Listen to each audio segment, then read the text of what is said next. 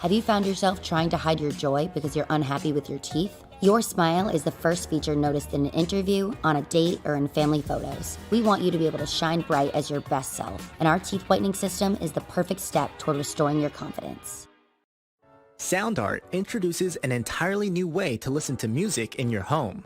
By combining the best of two products, a revolutionary high-fidelity, low-profile Bluetooth wireless speaker with beautiful artwork. Select from a library of artwork or upload your own photos to personalize your experience. Sound Art ushers in an era of invisible, beautiful, and amazing sound throughout your home and redefines your entire entertainment system. The need to reclaim your floor space and rid your home of unsightly speaker boxes that need to be bolted to the wall is now a thing of the past. Our canvas is printed on high-quality permalite by Breathing Color. And select from our gallery or upload your own. Standard sizes include 16 by 20 and 18 by 24 canvas wrapped. Custom sizing is available, as well as surround sound options.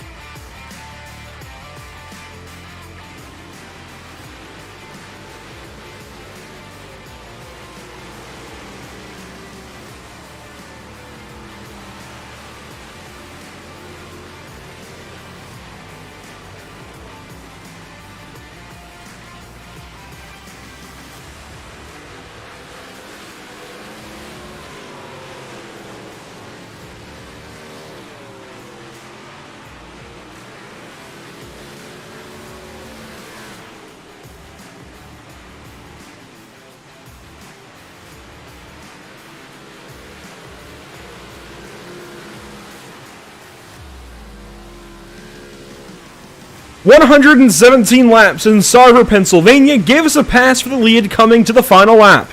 What does Volusia have in store, having produced some of BRP iRacing Series' best races and finishes in seasons past? Well, we are about to find out. The Sleight Electrical Services 60 at Volusia Speedway Park is up next for 40 of iRacing's best big block drivers. Welcome to virtual Barberville, Florida.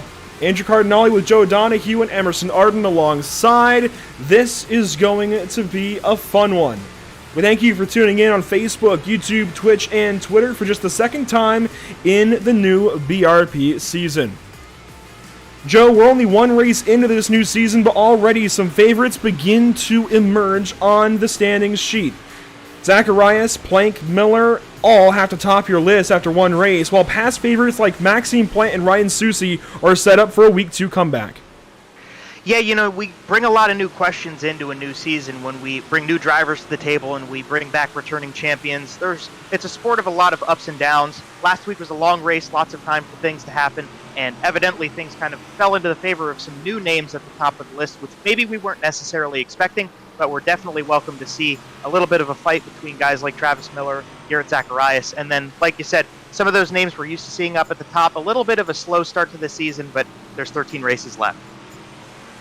Yeah, this is only race 2 this evening of 14, so plenty of time, plenty of laps for these drivers to get their seasons into order. You can see through the entire top 20 there, and there is a tie, in fact, for 20th position. So yeah, I mean, things are very, very close throughout the higher-ups of this order. And I do just want to mention, I made some references last week to Dennis Cardinal's last name. I'm going to be honest, that tripped me up, spelling that name but not putting the E on the end, like I'm so used to doing. But we mentioned that we've got 13 races left, including this evening here at Volusia Speedway Park. Here is the full schedule. Lernerville last week, Volusia tonight. We'll talk more about the track in a moment, but Lima Land next week, then Weedsport, Knoxville, and on through the schedule. There's a lot of great races on here, and what is not pictured just yet is the race lengths, but they are very, very diverse. Last week was the longest race of the season at 117 laps. The quarter miles, Lima Land, Fairbury, and Kokomo. Those will each feature 100-lap races, and the rest in between seem to be mixes of 50, 60, and 70. In fact, when we come back here in January, Joe, it'll also be a 60-lap race. Yeah, and that's going to allow these guys to have a little bit better races per track. It's going to give those short tracks a little bit more time to furnish a great race. And obviously the Pete Costco Memorial last week was very special for everybody here. It was the throwback race, and it was the opening of a new season. Everybody had a great time working that track in and seeing what an older track's going to do. So they're going to take that forward, use it tonight. And this schedule is very diverse, and it changes quickly. We're going from bigger tracks to smaller tracks, big track, small track.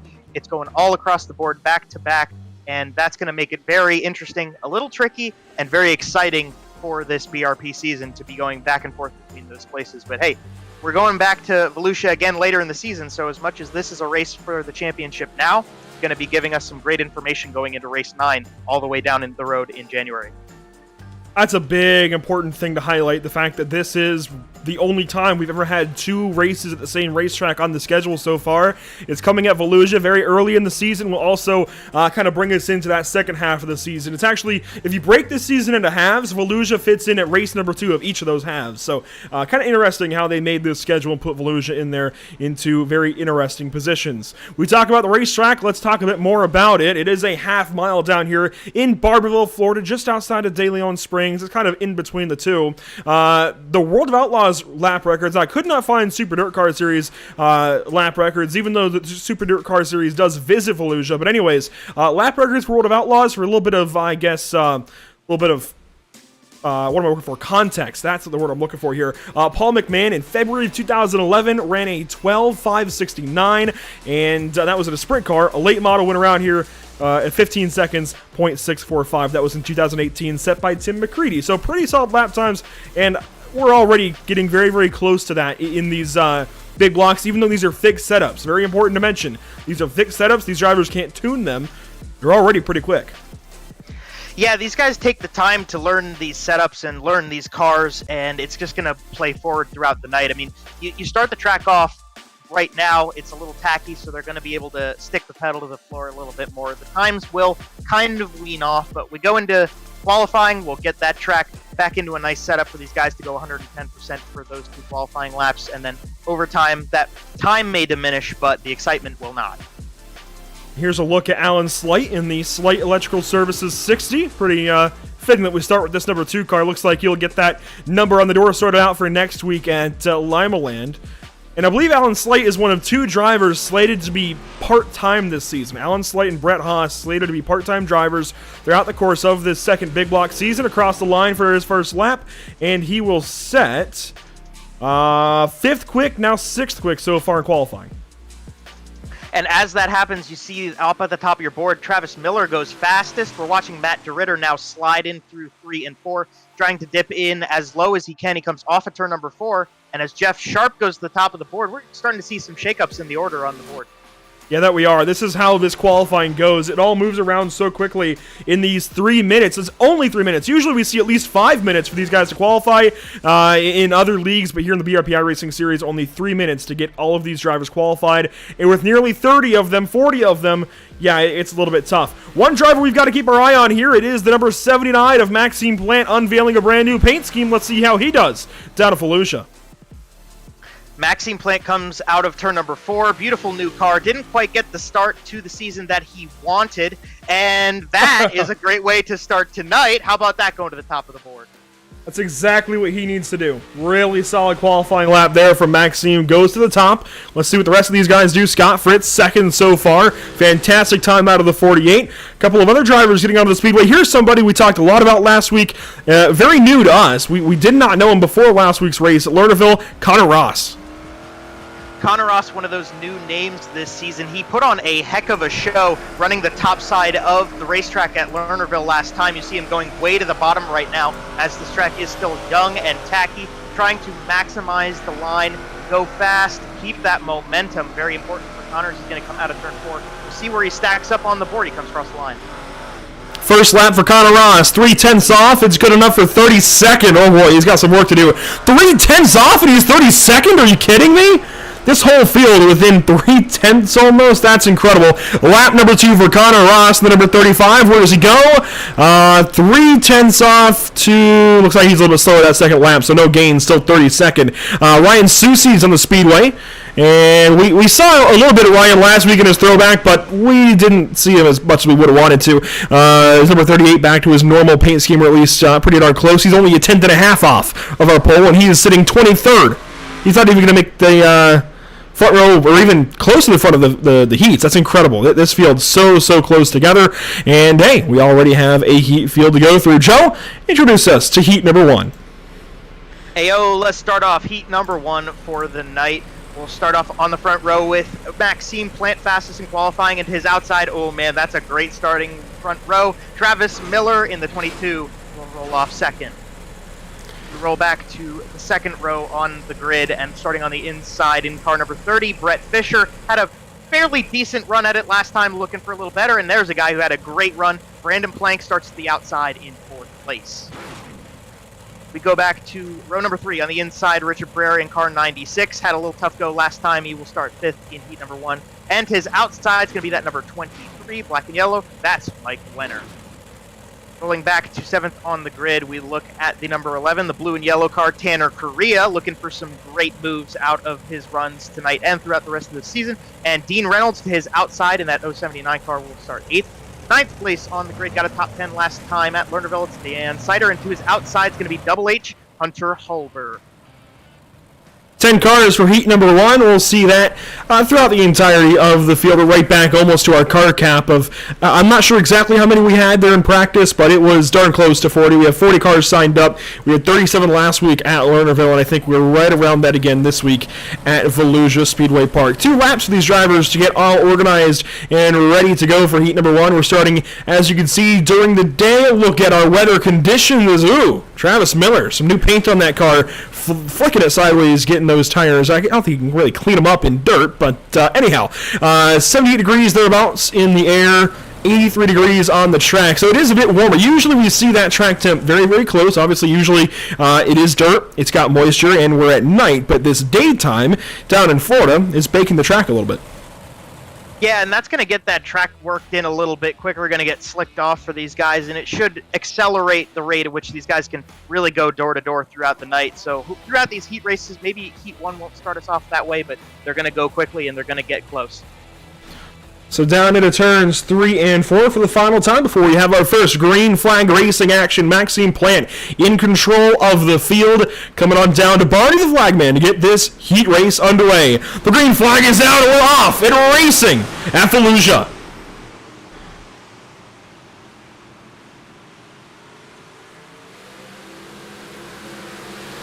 To turn number 3 we go. Travis Miller already with the race lead. This is big. Travis Miller has been involved in the last 3 finishes at Fallujah, winning one of them and coming up second in the other 2. Travis Miller already looking good. He looks good on the top side. He got a great run up there from the start. He slips in a little bit lower. The track's still kind of young. Maxime Plant holding on very well, and you got Plank right behind them going 1, 2, 3, all in a line past the line again. Here we got 2 down. Travis Miller's led both of them, and Brandon Plank goes to the fastest lap. Maxime Plant in tow. That's Brandon Plank in third, as you mentioned. 4th place right now, Brett Fisher. 5th is going to be Mike Wenner, then Pereira, Correa, Reynolds, and Sider. Travis Miller continuing to lead out of turn number 2. They go down that kind of skewed back straightaway. Maxime Plant looking to the inside. He holds that line. And to the line again, Travis Miller are going to pull that momentum off the top side and lead the lap, but Maxime is coming along strong. Brandon Plank trying to make some noise up top as well. Side by side, down the back stretch. Miller now with some trouble on the inside. Plant digging down low, bottom feeding, as we say, catfish it down there. Brett Fisher currently the last transferee into this race. Brett Fisher holding on to a good spot right there. He doesn't seem to have a ton of pressure behind. Guys up front right here, they're racing pretty hard with each other. Brett Fisher can kind of just relax a little bit as they might go 3 wide. They were looking. Maxime Plant tried again, didn't quite get there on Travis Miller. He's still leading the way, and it looks like Plank's going to make a move maybe on the outside of Maxime Plant. Down the back straightaway, they're side by side. Brett Fisher looking for something now going up top. He's got Winner looking underneath. And across the start-finish line, that's lap 7 of 8, now on to lap 8 of 8. White flag presented by Tucson Sound Art in this heat. To the outside, Brandon Plank holds on, and momentum's going to carry him into second place. Travis Miller is clear of this battle. They soar into 3 and 4. Brett Fisher looking in the rear. He looks like he's good. Travis Miller is going to win the first heat race, and Brett Fisher is going to pull that last qualifying position out of heat race number 1. Mike Wenner going to be sent to a consolation along with everybody behind him. Solid stuff from the entirety of heat number 1 there. Looks like we're sorted out for heat number 2. We'll go through our starting order for this second heat. Starting on pole for heat number 2 with Scott Fritz, the number 48. A really solid lap time out of the 48. Car Pachalski will start from second. Starting to the inside of row number 2, it's the 03 of Matt DeRitter. Tyler Joshimbowski made a splash last week up at Lernerville. He's looking to do the same down in Florida. Starting from the 5th position in heat number 2, it is the 45 of Jamie Porter. The pistol, as we're told, Joe Matthews on his outside. Starting 7th place in this second heat, it's Dean Meitzler. In the number 49, Alan Sleight of Sleight Electrical Services on the outside of row number 4. Starting in the caboose position for the second heat, it's Corby Daniels, the Beef, in the number 88. And we'll tell you, one thing you got to watch out for, Scott Fritz really seemed to have his car dialed in at Lernerville last week when we had a younger track in the heat race. He actually won his heat race, so he might be looking to go 2 for 2 in heat races here tonight. Tyler Pachalski, another guy who's really strong, has been getting a lot of really great performances out of his 21 machine at the end of the last season and into this one. Then you look at that second row, obviously Matt DeRitter, very strong performance last time. Joe Matthews looking to make some noise. There's a lot of really great names. Pretty stacked lineup for heat number 2. Track out a little bit older, should be a good and exciting run. A lot of great partners here with the BRP iRacing Series, of course. Bicknell Racing Products, the namesake of the BRP iRacing Series, and Matt DeRitter Designs, Jam Performance, Lindy, Creative Turnings, and the Super Dirt Car Series. We're getting ready to go for 8 more laps of heat racing action. Scott Fritz, your pole sitter, and he's going to bring the entire 9-car field around turns 3 and 4, ready to go for another green flag. The field now in the hands of Barney the flagman and the number 48 of Scott Fritz, waiting for the green flag. Green flag is displayed, and we're off and away for heat 2.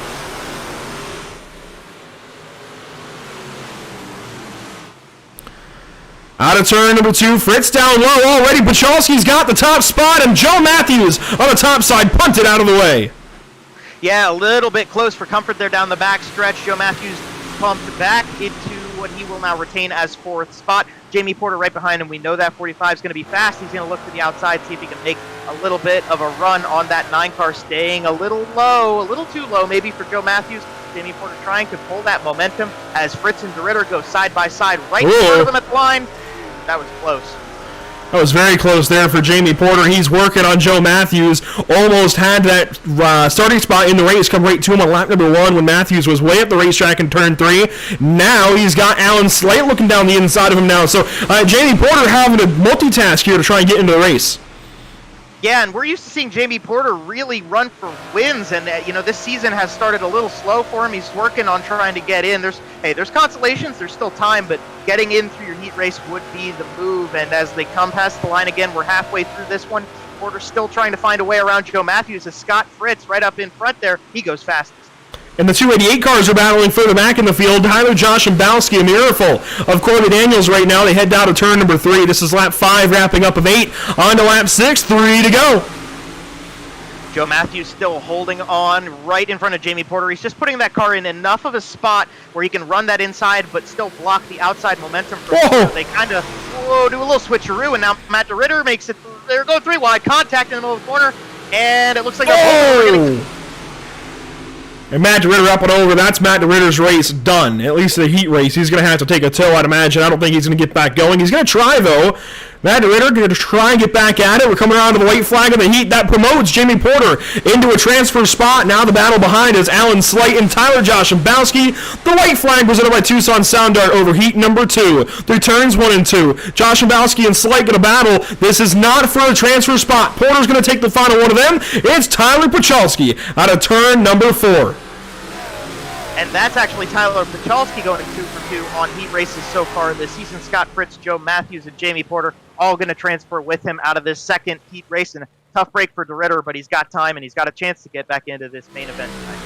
And I may be mistaken, but I believe it was Matt DeRitter who made contact with Joe Matthews off the start that put Joe Matthews up the racetrack. Now, I doubt there was any intent there with Joe Matthews in the contact with the number 03, but just a little bit of interesting happenings, I suppose, there for those positions. Heat number 3 coming at you, Joe. We'll start on the inside. A guy kind of surprising in qualifying there, but starting first, Jeff Sharp in the 28, and to his outside, another one of those new names this season, car number 98, that's Andrew Clark.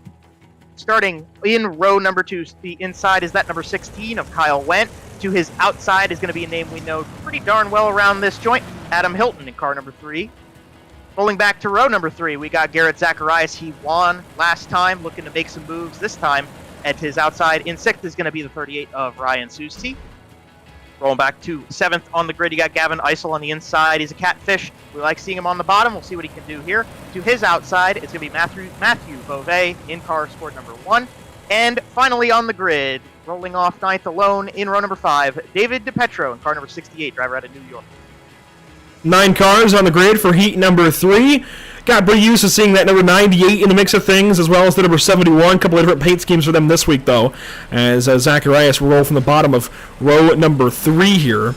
Kyle Wendt, he showed his name a few times last week in the Pete Koskett Memorial. I dare say Adam Hilton was in there a few times. Ryan Susi as well. We're looking for him to make a rebound this evening.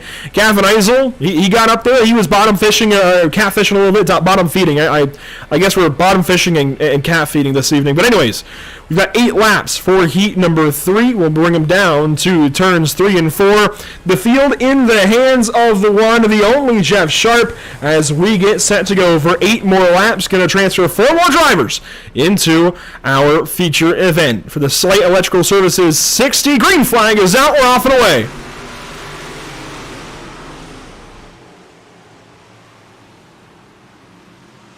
Three wide already for that transfer spot, Joe. Down to turn number 3 as the leaders battle. Went on the inside, Susi out top. Yeah, Kyle Wendt got a little squirrely off that initial start, and that fed him right into the hands of these 2 hungry drivers, Susi and Zacharias, 2 names that we would expect to see transfer if the field wasn't as close together right now. They're very strong guys, and even the race winner from last time goes back to 6th. Ryan Susi made the top side work, and he will be in that final transfer spot at the completion of lap number 2. Susi around the top side, Wendt struggling down low. Now he moves up the racetrack underneath Zacharias. 3 wide for 5th. Here comes Gavin Eisel down low. That number 18 is looking for something right on that inside wall. And he is sticking that thing as far down low as he can. A little bit of a bobble, a little bit of a stack up right there. Looks like we stay all clean. Susi, Zacharias, and Wendt got a little close for comfort. All the way up the track, Beauvais behind him, and now we got to run. Here's Susi and Zacharias side by side. 1 car around, Beauvais is going to stick it around in the fence out of turn number 2. Zacharias down low. He's sticking something else down low on the inside and is going to have that spot, I think. He headed to the line. The slider has to make Susi stop. There's contact with Wendt, and Susi up the racetrack. Save it, buddy. He's got it. Maybe. Whoa.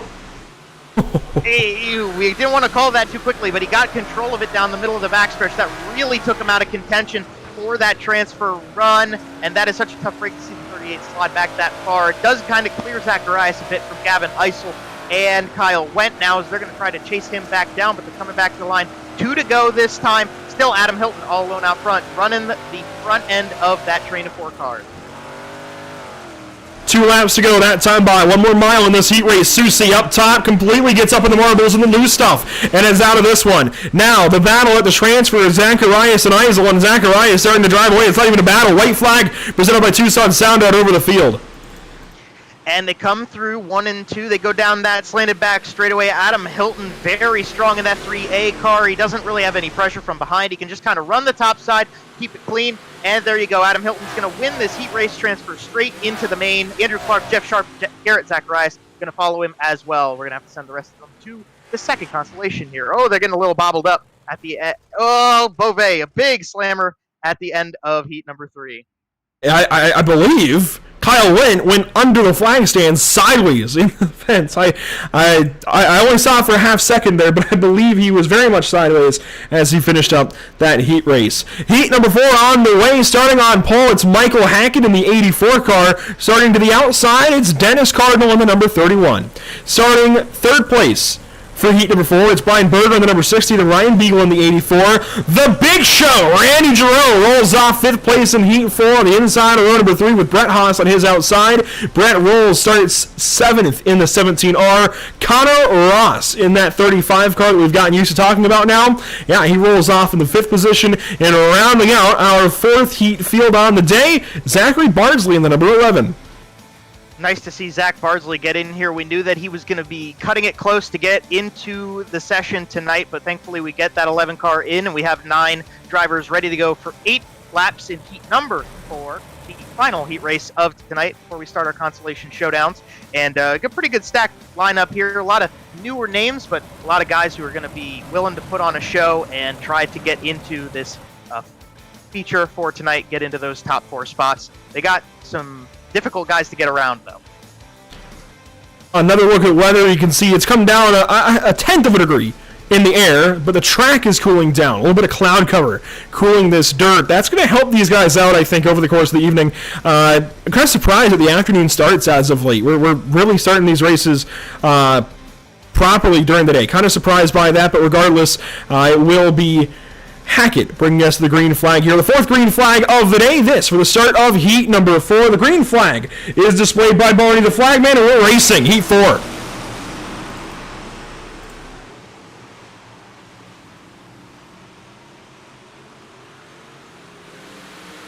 Down the back, Cardinal challenging for the lead. Here comes Haas down low for 3rd, though. The Big Show is going to make contact and move him out of the way. They both drop to the back end of the field. One more car gets punted. They continue. Yeah, that was just a little stack up right there. Things got a little close for comfort with Haas and Giroux. They both slide all the way to the tail end of this field, and that is definitely not the way to start off your heat race. It does allow guys like Ryan Berger and Ryan Beagle to clear a little bit safer into the running order of those transfer spots, but as we ride on board with Brett Rolls, he is right on the tail of Ryan Beagle. Brett Rolls battling for the transfer. 4 drivers from each of these heat races, they move on. That makes 16, then 5 from each consolation race. Here comes a move. Rolls down to the inside. Nothing just yet. He might have him clear in 3 and 4. Going to try a slider. Maybe. Here comes Rolls. Yes, he's going to try it. From the attic to the basement goes the 84, and Beagle's got the spot back. And you can see on the track the spots where it's getting a little bit shiny. That's slicked off, so we've got a top side and a bottom side that still have a little bit of grip. And you saw Ryan Beagle use the grip on the bottom last time. He goes up to try to use that stuff up top here, and he does block that run from Brett Rolls. Meanwhile, we got a run for the lead. Dennis Cardinal looking to the inside of Michael Hackett. Hackett going to try to get some momentum off the top side, but Dennis Cardinal rolled out of that corner very well, and into 3 and 4, they're going to see 2 to go at the line, and hey, we're side by side for the transfer. Side by side for the lead, side by side for the transfer. We'll let those guys duke it out up front as these two continue to battle side by side. It's the 17R of Rolls down low. It's the 84 of Beagle up top. They're going to sandwich maybe Brian Berger here in a moment. Rolls has the advantage. White flag is out, presented by Tucson Sound Art. Michael Hackett still leading the way by just a nose over Dennis Cardinal, but those two are in transfer spots. Brian Berger now side by side with Rolls. Beagle trying to figure out a way around these two. Final set of corners. Is he going to find any sort of speed? He stays low. They might go 3 wide at the line. Hackett's going to win the heat. Oh, they were side by side. Brian Berger just holds on to 3rd, but that does put Brett Rolls straight into the feature race tonight. Everybody else going to have to go through our consolation races, the first of which already ready to roll off of the starting grid. 10 cars for this first consi. Let's meet our starting grid. We start off on the inside with Mike Wenner in car number 23. To his outside is going to be Gavin Eisel. We're used to seeing him go to the bottom side of the racetrack. We'll have to see what he does here in these 10 laps. We roll back to row number 2. Starting on the inside, car number 96 is Richard Ferreira, and his outside will be that 16 of Kyle Wendt. Rolling off 5th on the grid, the yellow and blue number 11, that's Tanner Correa, and to his outside is going to be the 68 of David DiPetro. Go back to 7th on this running order. We got Dean Reynolds in car 079, and then Ryan Susi to his outside had a lot of speed in his heat race. Unfortunately, a little bit of a miscue, and he's starting at the tail end of his consolation. Go back to 9th on the grid on the inside, Dan Sider in car number 77, and Matthew Beauvais in car number 1 to his outside in the 10th spot. That is the 10 cars going for 10 laps. 5 to transfer, so we're taking half of them to the feature race tonight. The 10 cars will roll by the crowd on the front stretch. Mike Wenner leading us to the green. Kind of surprised that Gavin Eisel is going to have to come from a consi, honestly. That number 18 car is usually one of the better of the bunch, and to see him with the best possible starting spot, going to be 17th, potentially 19th or 21st for him. That's if he makes it into this race. That's kind of staggering, actually, for Gavin Eisel. He'll lead, well, not lead, he'll lead the outside line, I suppose. That's one way to put it, to this green flag. As Mike Wenner going to bring us to our first consolation green of the afternoon and evening. At a turn number 4, the iRacing.com pace truck going to leave the field in the hands of Barney the flagman. Green flag is out, 10 laps, let's go.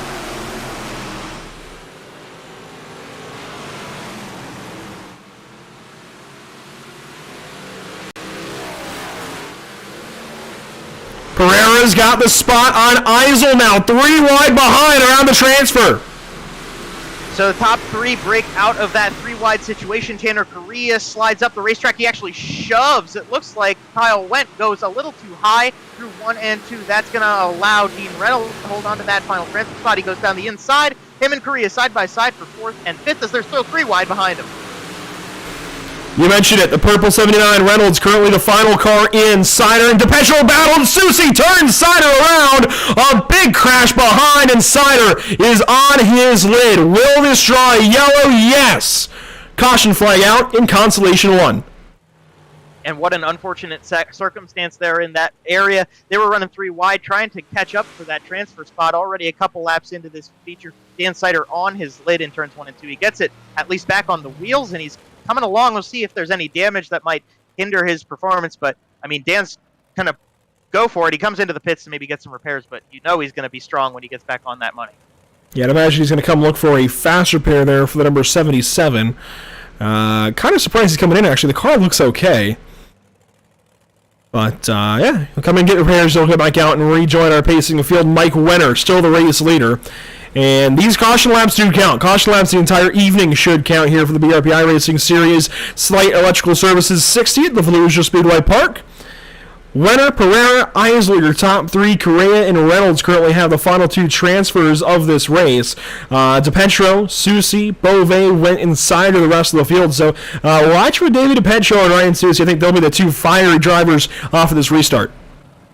Oh, yeah, for sure. And, I mean, we can't count out the fact that Mike Wenner is coming off a top 5 at the front end of this grid, too. But, I mean, the transfers where it's going to be, they're going to be running. And that's where the contact came from that caused this caution in the first place. And, I mean, it's your last chance. It's your last-ditch effort to get into that feature race tonight, score those points, and even be able to compete. So, you know Ryan Susie is somebody who's going to be looking for a little bit of momentum. Dan Sider, I'm going to be watching to see what he does here on this restart after being obviously involved in the accident. What's he going to be thinking and what's he going to do? So we'll work through turn 2. And we'll be coming to another green flag here in just a few moments. The back of the field is going to get all doubled up along with the front. And Mike Wenner will lead us back to the green flag. Lap 6 will be complete this time by the start-finish. And we'll go racing for 4 more laps. In consolation number 1, Wenner, an early start off the top side. Green flag back out. Huge run for that number 23 machine off the top side, and Richard Pereira is holding on pretty well for how much of a jump that 23 got. Gavin Eisel bottom feeding right there for 2nd place, 18 down low, just holding on to that little bit of grip down there as we're going 3 almost wide. Back here for 4th is Tanner Correa holding on to it. DePetro, a little bit of contact almost by Reynolds, didn't quite get there, but DePetro holds on to that transfer spot. Susie made some contact last time through with the 79 and the 68 rather, as Dean Reynolds a little too low down there, got the left front on the tire stack, continues on, but he is 1 spot out of this feature race. Susie along with him. Can you imagine Ryan Susie about to miss the 2nd feature of the season? He's going to dig up top. Is he going to maybe have something? White flag is out, presented by Tucson Sound Art. They just came a little bit off of that grip there. Oh, contact! Contact! Around goes DePetro. Susie slides around both of them. Dean Reynolds gave him the bumper, and here's Dan Sider side by side for the final transfer spot. Sider down low, Susie up top. Wenner's going to win the consolation. Wow! And what a run off the top. Ryan Susie just holds on. I don't have words. I really don't have words. Ryan Susi will still make it into the feature event. Sider, the first one out. 11 cars for consolation number 2. And I believe this is actually technically consolation number 1. I believe it gets run in reverse, where that was the C main, this is the B main. I believe that's the way the iRacing.com sim handles these things. So these guys actually should be going for the inside of the rest of the field, so the inside position. So 20, gotta do some math, 17th, 19th, and so on. Starting in first for this second consolation race, however, is Corby the Beef Daniels in the number 88 car, Ryan Beagle on his outside. Starting from the third position this evening in this second consolation race, it's Alan Sleight in the number 2 of Sleight Electrical Services, and Connor Ross will roll off number 4th in this consolation race. Starting from the 5th position, Tyler Joshambowski. We saw him battling with Corby in their heat race. Brett Haas will start to the outside of row number 3. Starting on the inside of row number 4, it's Dean Meitzler in the 49. The Big Show, Randy Jarrell, outside in 8th. Starting 9th, it's Matt DeRitter in the number 03. Zachary Barnsley on the outside. And Hunter Holberg will bring up the rear of the field. There are a lot of guys in this consolation who had cars fast enough to get into the feature in their heat races. Specifically, you look at Randy Giroux, Brett Haas, those guys who got involved in a little incident that took them both out of contention. And you look further back in the field, I mean, we got a lot of guys, Ryan Beagle even, and Corby Daniels up front, who should be able to run into the feature. Matt DeRitter at the tail. They're all going to be stacking up, and they're all going to be running for only 5 spots right here. So things should get exciting. Only time will tell. Front row, Corby Daniels, Ryan Beagle. And they will come around and collect the iRacing.com green flag here in just a moment. Green flag going to be shown to our race car drivers. We're off and away. Consi number 2.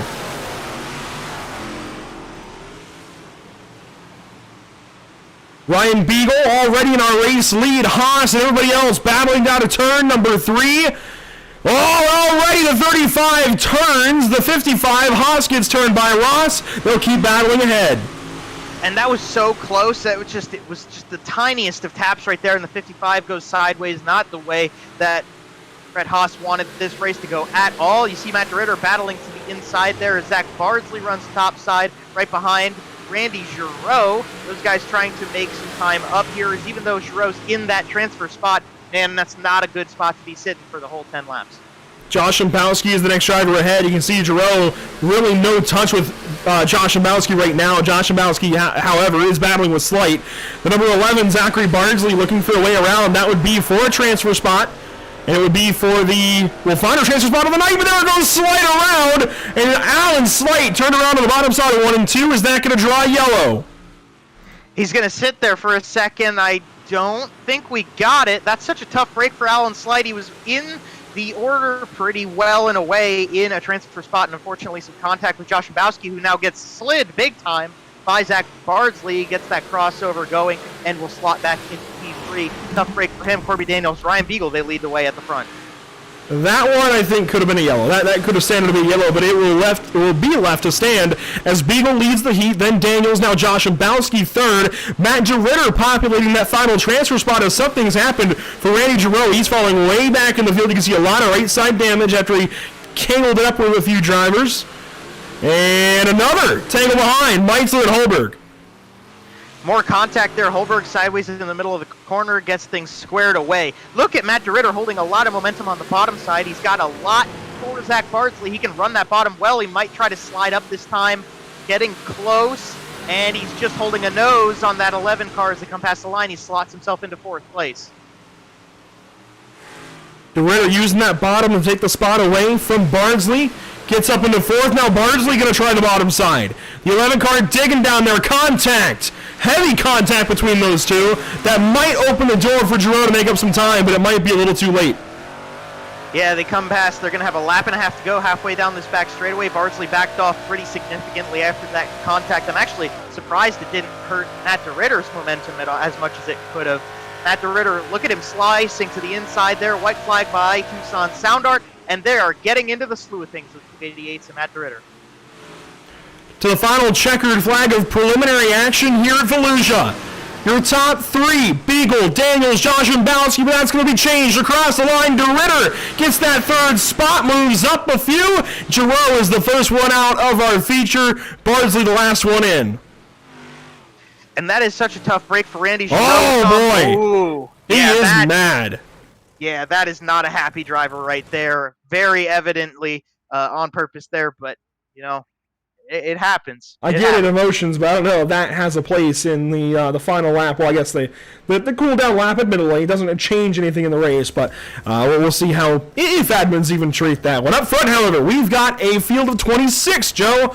On pole, it is going to be the Thriller Travis Miller in the 22. Tyler Pachalski will start from the second place this evening. Starting in third, it is the number 3 of Adam Hilton. Down low, row number 2, Michael Hackett starts at the outside in the 84. Starting fifth this evening is Brandon Plank, somebody who was so good last week at Lernerville, with Scott Fritz outside. Starting from the 7th position, Andrew Clark and Dennis Cardinal will round out the 4th row. Starting 9th, it's Maxime Plant, Joe Matthews 10th. Starting 11th place on the grid tonight, Jeff Sharp had a fast run in qualifying, looks to carry that forward. Brian Berger will start in P12 in car number 60. Roll back to 13th on the grid, you got Brett Fisher in car number 30, and to his outside, going to be looking for some speed out of Jamie Porter in car number 55. 15th on the grid, you got Garrett Zacharias, last time's winner in the 71, and reverse the number to 17, Brett Rowell's going to be starting in 16th on the grid. Going back to 17th on the grid, you got that 23 of Mike Wenner, won his Constellation, and to the outside, the other Constellation winner, Ryan Beagle in car number 84. And back to row number 10, your second place finishers from the two consies, Richard Pereira and Corby Daniel, to make this one up.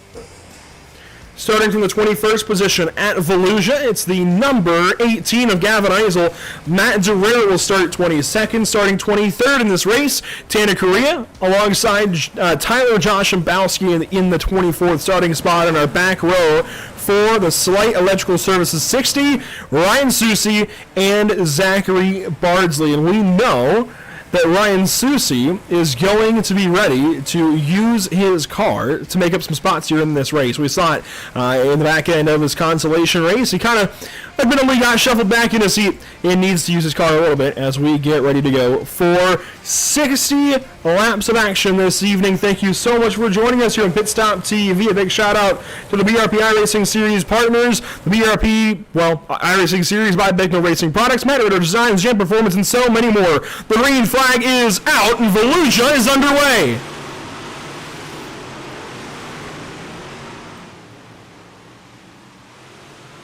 One car already turned around. That's Andrew Clark backwards in turn 2. And we're going to pull a yellow out on lap number 1. As a result, little bit of a miscue on this start. We got a lot of cars actually backwards and around in the corner. Saw Mike Wenner was involved. It looks like we got Brett Fisher still trying to figure things out. A lot of cars involved in this one. We'll get them squared away, get them re-racked and restacked, and try it again. Caution laps not counting tonight. And we'll go back and see what happens here to Andrew Clark. At least if we can find out what happened to Andrew Clark. But I believe it starts off with him, and it looks like we'll have to search a little bit further back in this replay. Yeah, and that's not the start that we wanted to see, especially out of that mid-pack. You got to do the best you can to get a good roll started and get into a rhythm quickly if you're dealing with starting from the rear tail of field. You have 60 laps, but is that enough time? That's relative. And here we go, finally getting a pretty good show of cars getting a little squirrely in 1 and 2, and you can see it accumulated a good amount of drivers. It's all going to start with help from Maxime Plant on the bottom side. That was Dennis Cardinal outside. And yeah, Maxime I don't know where you're going to put a car on lap 1, turn 1. Yeah, he tried to get down to the inside Andrew Clark there, and it included a lot more guys after that. Just some contact between the 79 and 98. Pushed Maxime up the track, got in the way of a lot of guys. Josh Bowski was involved in that. Obviously, Mike Wenner was involved too. And yeah, just not the way that you want to start this race off. But without caution laps, you got 59 more.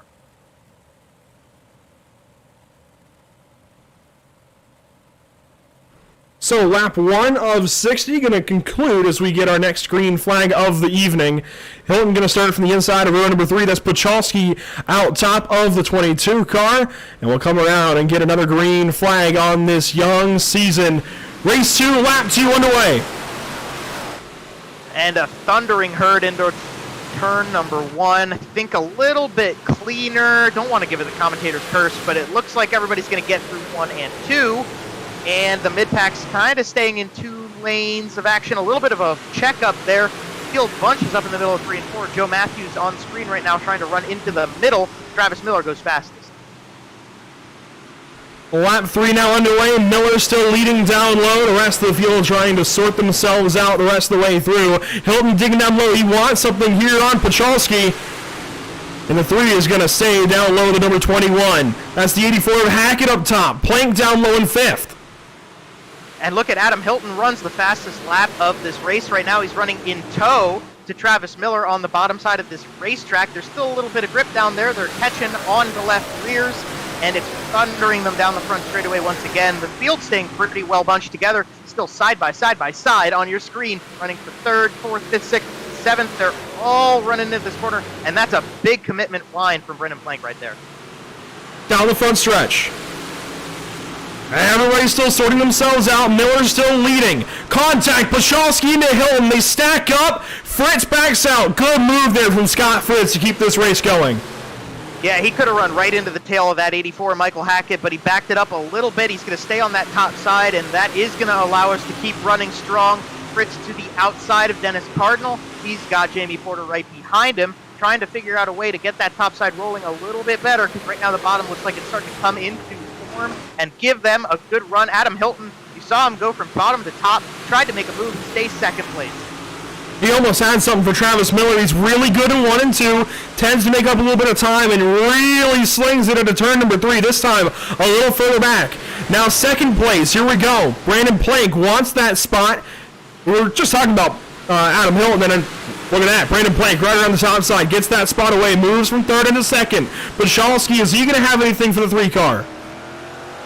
Hey, Brandon Plank ran like this last time out at Lernerville. He was able to get the runs off the top side like this, and he's very, very strong. Hilton, a little bit of a bobble on the bottom side, might have missed his entrance to the corner a little bit, and that allows Tyler Pachalski to pull beside him down the front stretch. Hilton slides in hard through 1 and 2, and Pachalski's going to try over and under down the back straightaway.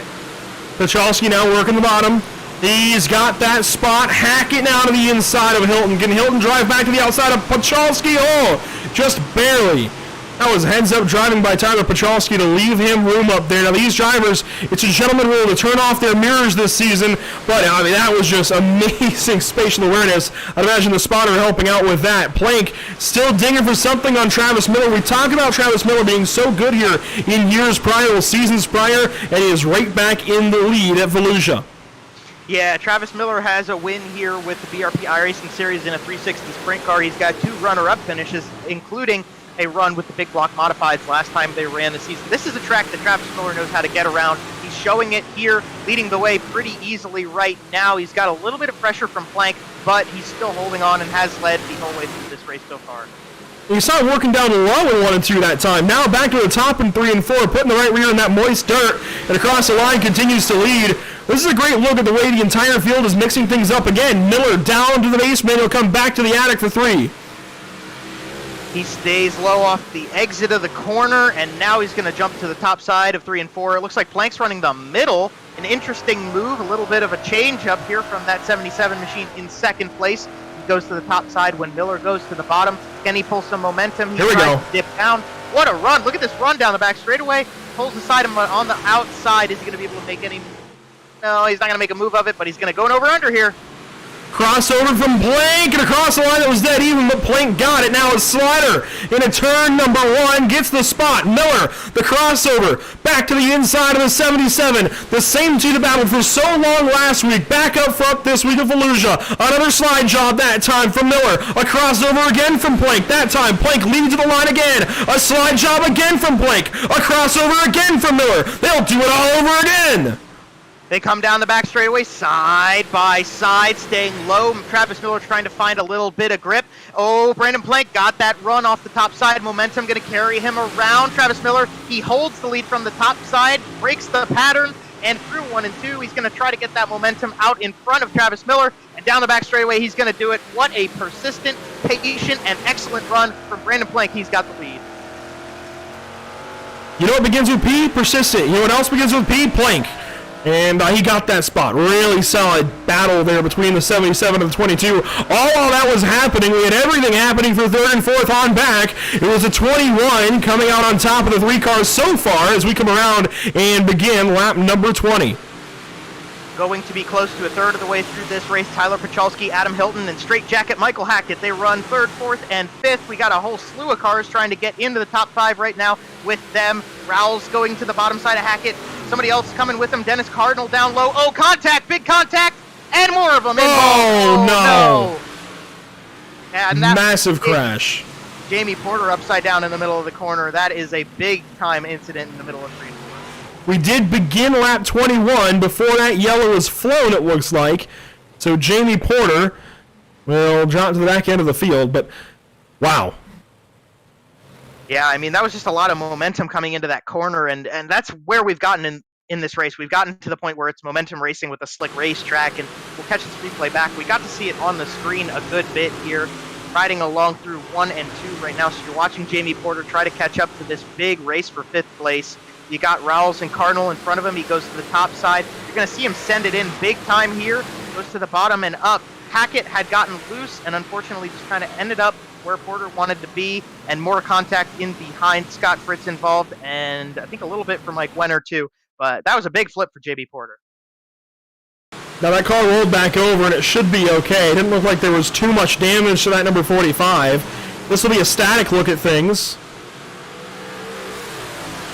At 3-4 wide with Cardinal on the inside, they bunched up, made some contact. I think it was Hackett and Rolls made contact initially and they went over.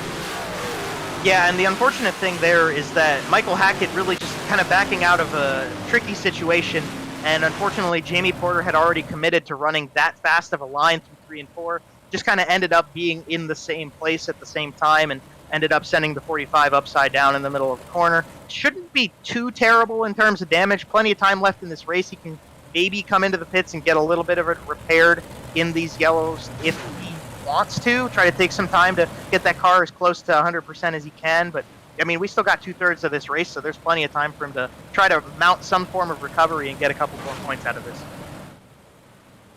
So the field will bunch back up.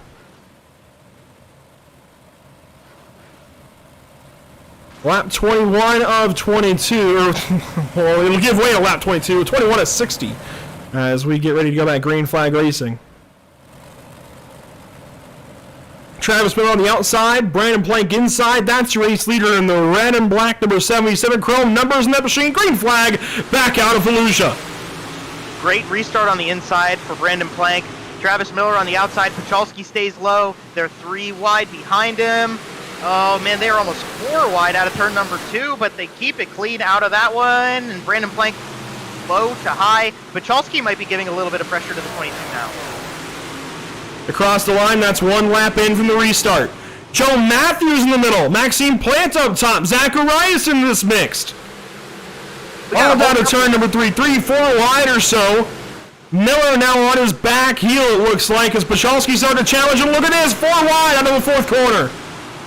Oh, Matthews, a little bit of contact with Zacharias there. Nose to tail on the top end of the racetrack. Adam Hilton and Maxime Plant to the outside of Dennis Cardinal. They run down the back straightaway, thundering into turn number 3. 3 wide with Joe Matthews running the middle. Looks like that is where he got all the momentum from. Ryan Susi right behind him as well. Zacharias to the outside. A little bit of a change up in the top 10 right here. Cardinal and Matthews slide up the bottom of the racetrack. The top side still got some grip, and that's where Maxime Plant has planted the 79. He's so used to running the top side here in the BRP iRacing series. That's where we usually see the number 79, and he's working it well so far. 5th place behind Adam Hilton, Pachalski, Miller, and Plank. Still your race leader. We're getting closer and closer to halfway. Zacharias in this fight. Here he comes, battling with Dennis Cardinal. Zacharias on the outside. Matthews through the middle. They sort things out through 3 and 4. Cardinal's still got the spot over the 71. Through lap 26 and on to 27. Cardinal falls out of the top 5 here. Zacharias also going to make a move down the back straightaway. They are almost touching the top side wall. Plant and Zacharias seem to be the guys venturing at the there we go! Saves it! What a save by the gentleman and Dennis Cardinal. They're going to be back a little bit in the pack, but much better than getting involved in an accident. Maxine Plant stuck on the bottom side of the racetrack now as we got Ryan Beagle on the outside. They thunder around him, and he's going to have to try to figure out a way to recover on this bottom side. Look at Joe Matthews, slingshot out of turn number 4. Joe Matthews has got a great piece underneath him this evening. The top 3, they hold steady behind. Here we go for 4th, 5th on back. Actually, 5th on back is Hilton's a little ways ahead of these guys. Zacharias challenging for that 5th spot. It's currently held by the 90 stack up top. Plant into Beagle, Susie into all of them. And they'll drive back to 3. Clark turned around again. That was Pereira that got him. Down. Andrew Clark upside down big time in turn 1. And Pereira involved as well. Looks like it's only 2 cars this time, but the yellow flag going to come out right at the halfway point of the Sleight Electrical Services 60 here. Richard Pereira in that 96 car, unfortunately involved with Andrew Clark again. Richie Pereira having some troubles here early in this one. Well, looks like go a little further back and get a better look at things. As that was about when things had already happened. A bit of a freeze frame there, but it's the 96 getting into the 98, and something that happened up ahead for Andrew Clark. Here's a look at things. Clark is on the inside of Berger and Cardinal even. Out of turn 4, contact there. Oh, I see. Brian Berger had blinked out for a moment, and that's where Pereira comes in and gets him after the contact with Berger. Yeah, and that's just unfortunate. It's kind of the way this race has started to go now. I mean, with track slicking off, and they got to try to figure out a way to get control of these cars, and these restarts aren't helping anything, keeping everybody so close together. But a little bit of what you say, netcode and lag, I should say, rather. A little bit of a blur in my head right there with those words. Just got them screwed up for a second. But it's unfortunate that it's part of the game now to try to avoid that, and it didn't help to be so close together. But nonetheless, get them re-racked, get them restacked, halfway in. We've learned half of this race. We've got a half more to figure out and see what happens. A big shout out to our partners with the BRP iRacing Series. Bicknell Racing Products, Matt and Ritter Designs, Jam Performance, Lindy, Creative Turning, Super Dirt Car Series, and of course the presenting partner of the evening, Sleight Electrical Services. With over 20 years of experience, Sleight Electrical Services provides residential and commercial assistance to customers in the St. Catharines region of Ontario. They specialize in hydro upgrades, renovations, LED retrofitting, and recessed lighting. You can contact Al Sleight and Sleight Electrical Services at alsleight2@gmail.com. Again, that's alsleight2@gmail.com. Lap 30, that's going to be done and dusted. Half of this race done, half of this race to go. Into turn number 1 again. 2 very distinct lines through 1 and 2, the very top and the bottom side. Joe Matthews ventures into the middle a little bit. They come into turn number 3. Plank runs the middle, and it looks like it's working pretty okay for him. Pachalski down low, Travis Miller up top, and they stay that way as they come past the line. Side by side for second, the 22 and the 21. This is the best race we've ever seen out of Tyler Pachalski. I gave him a little bit of trouble at Charlotte for Media Day. I kind of gave him a little bit of a joke, saying he needed to pump it up, essentially, and he has done exactly that. He's won both of his heat races so far this season. He's running 3rd, maybe 4th if he gets passed up by Hilton here, as it looks like Miller's got something for our race leader. Travis Miller bringing the heat back to Brandon Plank and Adam Hilton. He looked like he dove into that corner pretty deep. It doesn't hold, and Tyler Pachalski's going to run back to 3rd. Miller goes up, he ventures higher than Plank, trying to find extra grip. It's there, he doesn't get enough momentum, but there is a chance, and Travis Miller is going to be trying to take it. Tyler Pachalski looked like he's going to follow that line, stays a little bit more reserved. Travis Miller on the money right now. Yellow is out. It looks like Tyler Joshimbowski may be the victim this time around. He's the only car, the 88T, the only car that is not in the rest of our grouping here. And we'll try to see if we can figure out if he maybe had a big enough incident, he got reset, something like that. There was some squirreliness going on in the back end of the field from... Oh, let's get more than squirreliness here for Joshimbowski. A bit more than that. We'll see what goes down right here. He's following, I believe that's Brett Fisher up to the top. 3 wide, top Brett's below him. Bang, boom. There it goes. Yeah, that was collected him. Pretty significant. Actually, Brian Berger, I think he got a little lucky. He didn't have much more contact and damage than he could have right there because he got hooked at that last second. Just had enough time. Thankfully, Volusia's wide enough that he could get that car slowed down before he made really big contact with the outside wall. So a little past halfway here. I want to revisit some of our partners here with the BRP iRacing series. Of course, MDR Designs, your one-stop shop for all things graphic design. Find them on Facebook, MDR Designs, helping you look the best you possibly can. Jam Performance. What I've been told is they rebuild shocks. What I was handed here by Matt DeRitter was, if you know, you know. Proud supporter of the BRP iRacing series, Jam Performance. Lindy, the largest industrial, medical, and specialty gas supplier in the world. Yes, that's right, in the world. Head over to lindydirect.com to find your closest location for Lindy Gas and Equipment Incorporated. Creative Turnings, custom wood and acrylic pens, bowls, cutting boards, and more. Find them on Facebook and pick up the perfect present for the ones you love. Creative Turnings of Waterford, Connecticut, and of course, the Super Dirt Car Series. I think by now you guys know who the Super Dirt Car Series is. We'll talk more about them later. Green flag is back out, lap 35. Yeah, and we had a couple dirt car drivers involved in this race right now. Some people who've made some starts in that series. Some of them running up towards the front side right now. But look at the front side right now. You got Brandon Plank on the inside. You got Travis Miller on the outside. You got Ryan Susi, Joe Matthews, Maxine Plant, and more. This is a little tornado of guys in the mid-pack right now trying to run themselves into the top 5, top 10. Adam Hilton on the top side here with Pachalski, Zacharias, Plant, Porter, and more. Down to turn number 3 again, lap 36 of 60. Plant working the top side. He is aggressive this evening, isn't he? That's not so gentlemanly there of you, Maxime. He works to the outside now. Hilton looking for good dirt up top. He's got it. Up in the loose stuff. He's going to get some traction and get those rear wheels into the ground. He's digging on the top. Can't get into the outside of Hilton just yet. Follows that car. Nerf bar contact through 3 and 4. Trying to find a right line right now. Maxine Plant getting a little bit more grip out of the marbles than the actual racing surface. Is Travis Miller side by side with Pachalski for second. This is going to be good. Trying to figure out a way around Plank. Oh, baby. Are we going to go 3 wide in the corner? Oh, Plank holds on in the middle. Miller doesn't get that momentum. Pachalski just barely hanging on the bottom side. Does Travis Miller, when do you make that big move? We're getting close to a third of this race to go.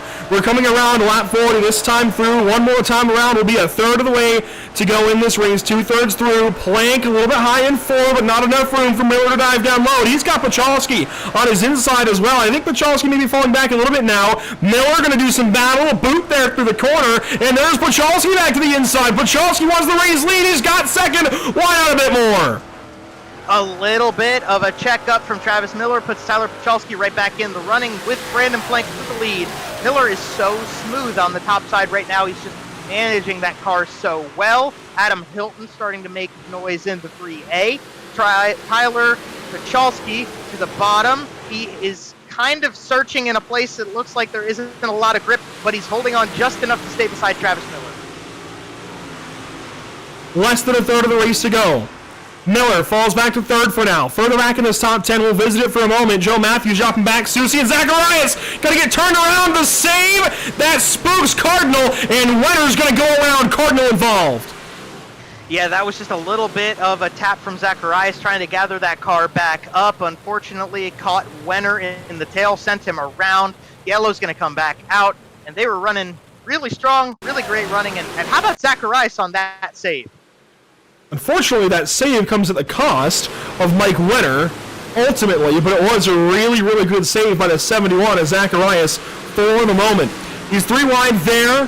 Porter on the inside, Matthews with him. They sorted out by turn 1. They're 2 wide. Porter up the racetrack some more and just gave Zacharias no room. Yeah, Porter just ran him all the way to the wall. That was actually the lap prior. Oh, you can see Garrett went back after him there in 4, tried to get him. This will be the lap where we get some contact and a big yellow Cardinal. Barely hung on to it after contact with Beagle. And here comes the 71. This time it's contact, it looks like with Susi. That time, that's all on Garrett. He drove into the back of Ryan and collects Wenner. Yeah, and that little tap that sends Wenner into the corner a little bit fast. And a couple guys, Tanner Correa right there, you see on your screen getting involved in that one as well. But that's definitely a buildup of emotion right there from Zacharias. Just getting a little frustrated. Altogether, that happening in the span of 2 laps isn't going to be really great for the mindset, and obviously he was able to keep that car under control. He gets a yellow, maybe get that reset a little bit, get back into the swing of a rhythm, and figure out a way to get back up through those couple spots. So lap 42 going to give way to laps 43 here in just a moment once we go back green flag racing. Blank's still your leader. He's won a number of them this evening. Atlanta won a number of them this evening. I'm off tonight. This is not my evening. As Pachalski's on the outside, Miller down low. Looks like Hilton's still in 4th. Plant still in 5th. Porter now into 6th place for this restart. Plank going to lead us back to the green flag. 18 laps to go. This time by the start-finish line. Green flag back out of Fallujah. And Travis Miller, Tyler Pachalski, they're kind of switching spots on this restart compared to some of the other ones. We'll see if that changes the way this goes. A love tap from Tyler Pachalski. Travis Miller and him run the middle line as it looks like Plant's the one down low. They're 4 wide through 3 and 4. Look at Adam Hilton with the momentum, and he's going to go to 2nd place. What a run around the outside for that 3A machine. It's not over yet. Not over yet at all. Porter sits back with these guys. They sort things out now down the backstretch for the moment. 3 wide though down to turn number 3. Hilton up top. Pachalski down low. He's got 2nd for now. Plant digging. And Travis Miller suddenly is 6th place. He's got 5th at the line. But give Jamie Porter just a moment. His teammate will have that spot. Maybe not. Ryan Susi puts the 45 into the 79. Contact there. Caution flag behind. It's Zachary Bardsley this time. Bardsley involved in the middle of 1 and 2, bringing out another yellow. That will put a halt to one heck of a run for those couple positions right there in 2nd place. Adam Hilton had an absolute tear of a run to get there, but unfortunately for these guys, as great of a race as they were having in that turn, Zach Bardsley coming around the outside of the corner here. He's behind Brian Berger, so this is a lap prior. We'll see what this sets up for as they go into 3 and 4. Corby Daniels to his inside, Mike Wenner down there as well. They get a little stacked up right here behind Brian Berger. That's close. Man, they're right with each other. Mike Wenner, Zacharias, Brian Berger, they're all side by side, and you can see how hard all these guys are fighting each other, and that's where it happens. A little bit of contact with Zacharias. Wow. Bardsley up and over rolling a couple times in the middle of 3 and 4. Yeah, that's just an unfortunate situation. They were both trying to run to the top side of the racetrack right there, get a little grip, and unfortunately met each other sort of in the middle up top, and around and over went the 11. It does look like Bardsley is done for the evening. Has towed back to the pit lane, has gotten out of the car virtually anyway, gotten out of the sim rig, I suppose, and is leaving virtual Barberville, Florida. Hopefully some better luck next week when we go to Lima, Ohio. That'll be a fun one. We should have the 1-to-go signal from our flagman. Yeah, that is not the way that Zach Bardsley wanted to end this race tonight. Didn't qualify for the Pete Costco Memorial, and unfortunately the Sleight Electrical Services 60 is going to end there for that 11. But down but not out. Plenty of racing left this season. Driver out of Pennsylvania will be able to get things back into swing here again soon. And as they come through turn 2, you see your order. Plank's going to be leading us back to another restart with Pachalski, who is outside. Hilton and Plant make up row number 2 this time. Brandon Plank, race leader. He's got in trouble this time from Pachalski for this restart. And we'll have 15 laps left on the docket. Green flag is out at Fallujah. We are now 75% of the way into this race. Brandon Plank runs the middle side of the racetrack. Pachalski up top. Can that momentum carry the 21 into the lead? Not this time. He stays up top. Brandon Plank goes bottom to top. Tries to block the whole line as Maxime Plant runs around and gets into the top 3.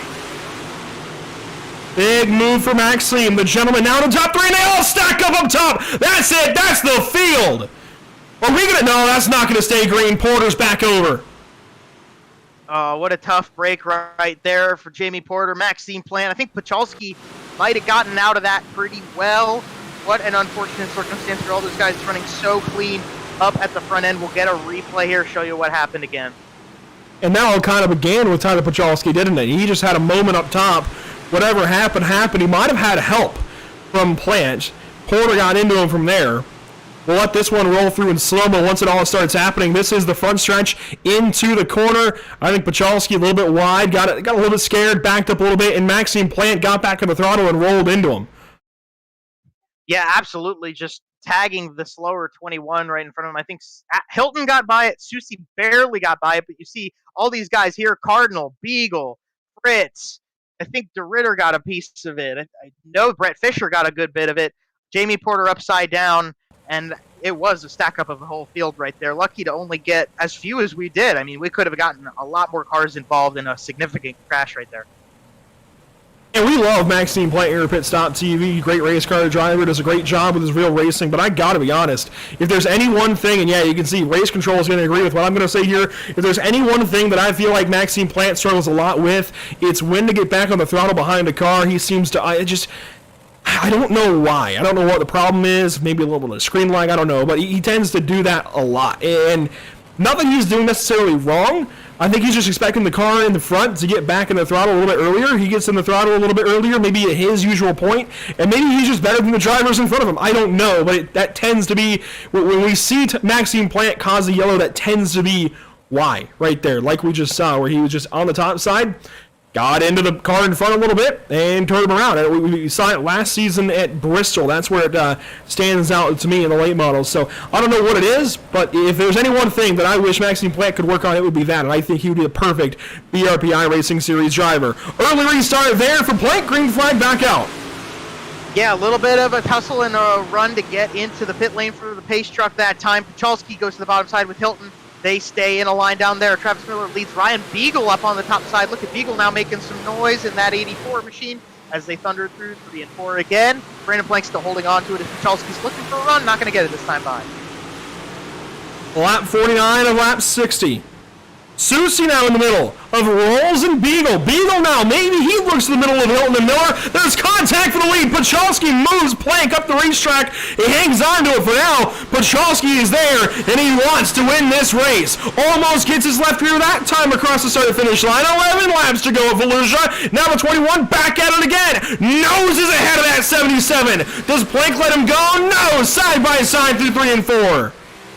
You know Tyler Pachalski wanted to slide up the racetrack that time. It didn't quite go to a spot where he could. He stays to the bottom side. He leads the lap. Brandon Plank to the outside now. The 77 going to try to get some momentum. Pachalski rolls out of turn 2 very well right now, and that 21 is going to hold the lead into 3. Almost contact right there with Plank. He slides way to the top side of the racetrack. Under 10 to go now here in the Sleight Electrical Services 60. To the outside again, Brandon Plank. That's 9 laps to go now at Volusia. Plank now in second place. Pachalski, your race leader. What does Brandon Plank do to get this race back away from Pachalski? Ryan Beagle at least is trying to top side to get back to Travis Miller. And you can see Plank is working on that 21, still ahead. This is from the point of view of 4th position right now. 8 laps to go that time by. Miller goes way high. Ryan Beagle follows him. Pachalski's trying to protect that bottom side as much as he can. A little bit of the wall there for Ryan Beagle. And he's going to fall back into Brett Rawls' grasp. Caution. A little bit. Yellow flag.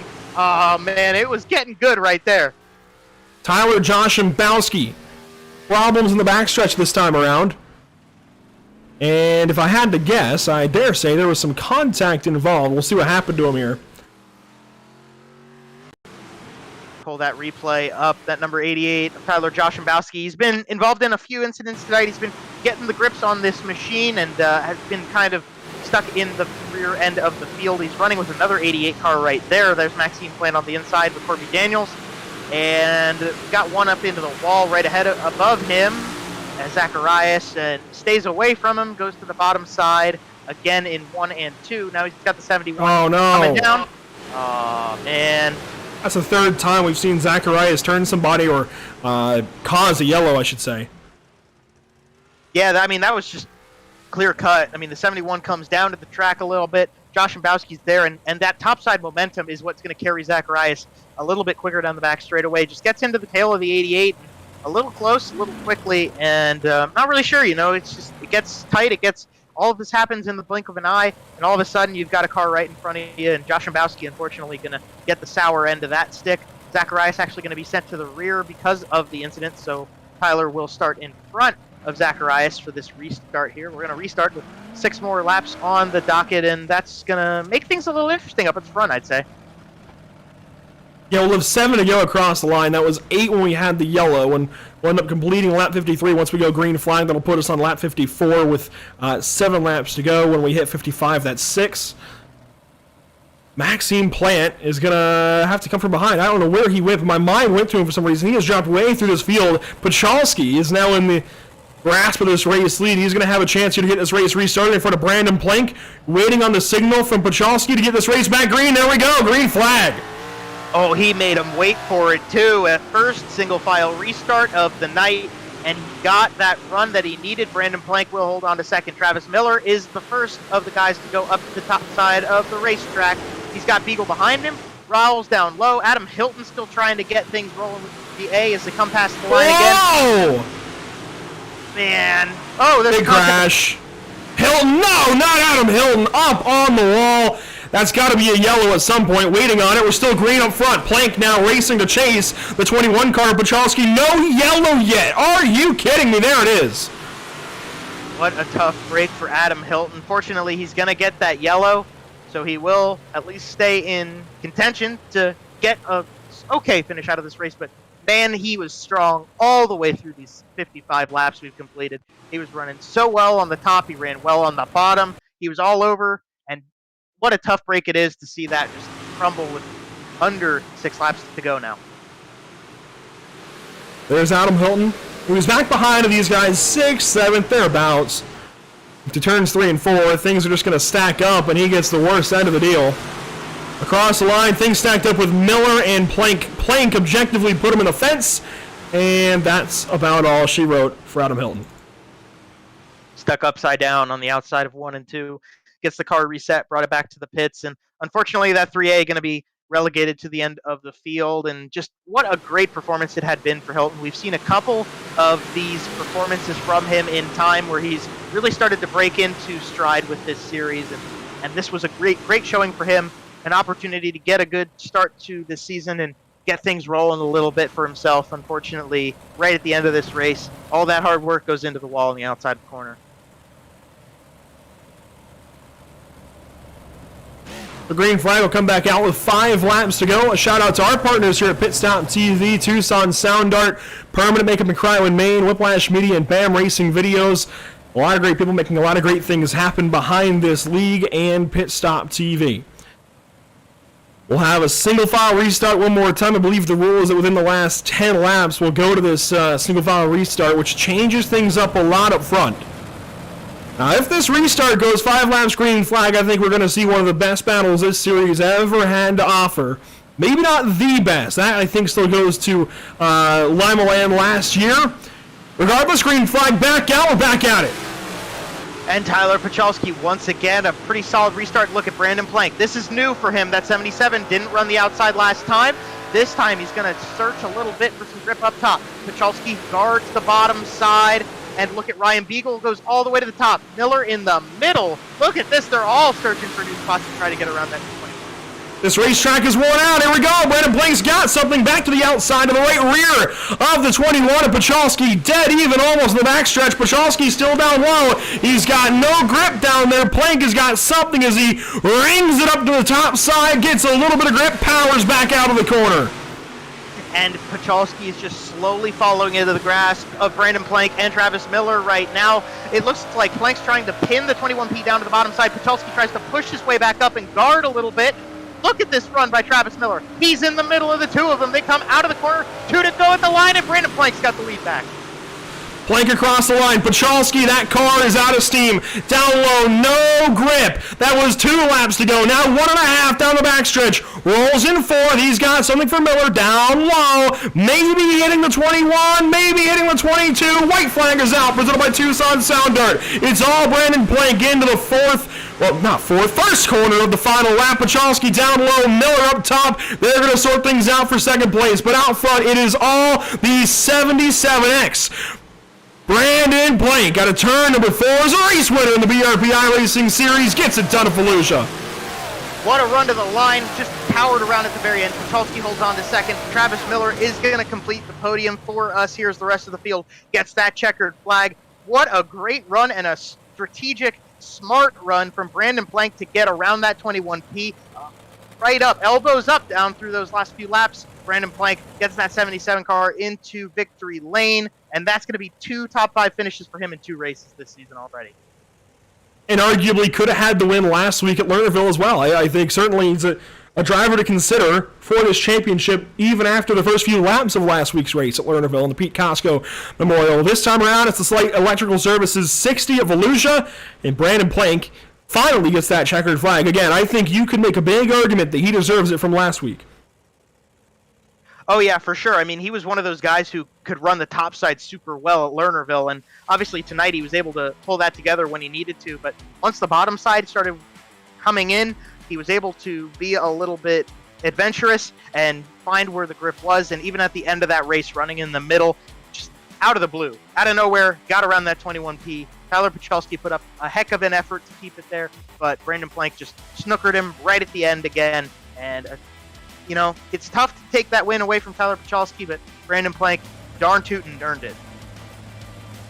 So 60 laps at the Volusia Speedway Park, done and dusted, literally dusted, for the winning 3. You can see him on the inside. Kind of an interesting little angle, but what a finish between these guys. We always see great battles here at Volusia. I am so glad this racetrack is on the schedule twice this season throughout the winter of 2021 and 2022. We'll take a step aside. We will take our post-race break, grab a few drinks of water that we definitely need, and be right back to you with post-race coverage from the virtual Volusia Speedway Park and the Sleight Electrical Services 60 for the BRP iRacing Series. Don't go anywhere! Post-race coverage on the way.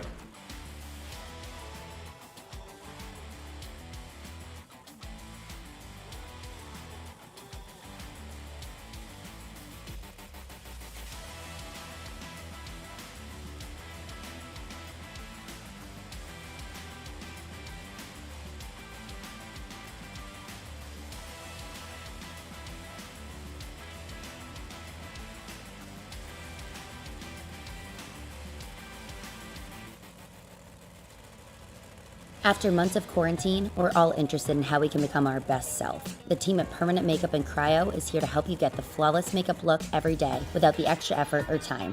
When it comes to your appearance, you deserve the best care that money can buy.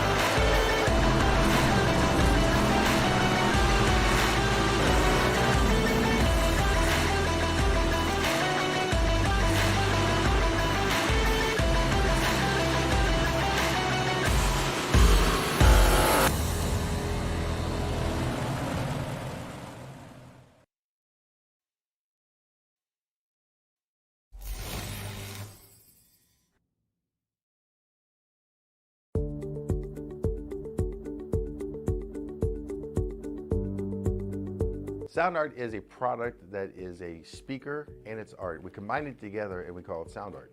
What makes it so unique that any picture can be your speaker? Sound art gives you the high quality sound without the ugly speaker. This isn't a picture with a speaker, the picture is the speaker. Just imagine your wedding picture uploaded onto a canvas and now it's speaking 10,000 tunes. I mean, it's a very cool concept. What we like so much about it that you can take anything that means something very special to you, upload it on the canvas, have it hanging up in your room, your balcony, wherever you want to put it, and now it's a speaker. I mean, how cool is that? It's something that we have that and no one has. No one has this product. It's just a great gift to give anybody. It's just a neat concept. Around here we say, art never sounded so good.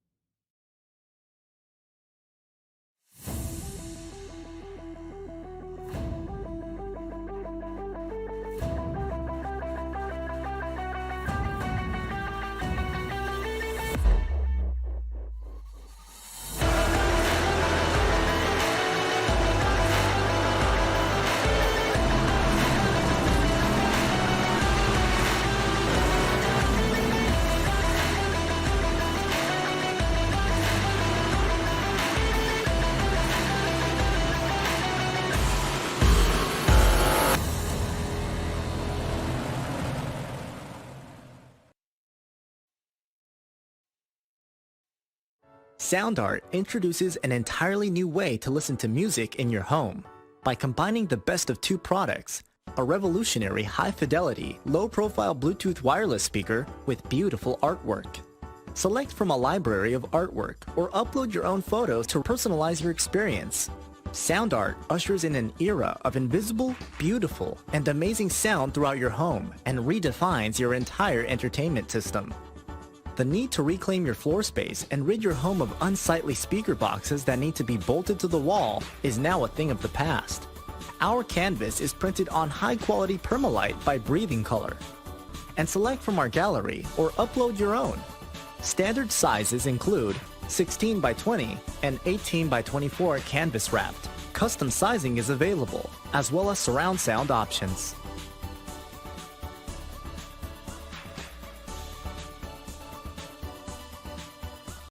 After months of quarantine, we're all interested in how we can become our best self. The team at Permanent Makeup and Cryo is here to help you get the flawless makeup look every day without the extra effort or time. When it comes to your appearance, you deserve the best care that money can buy.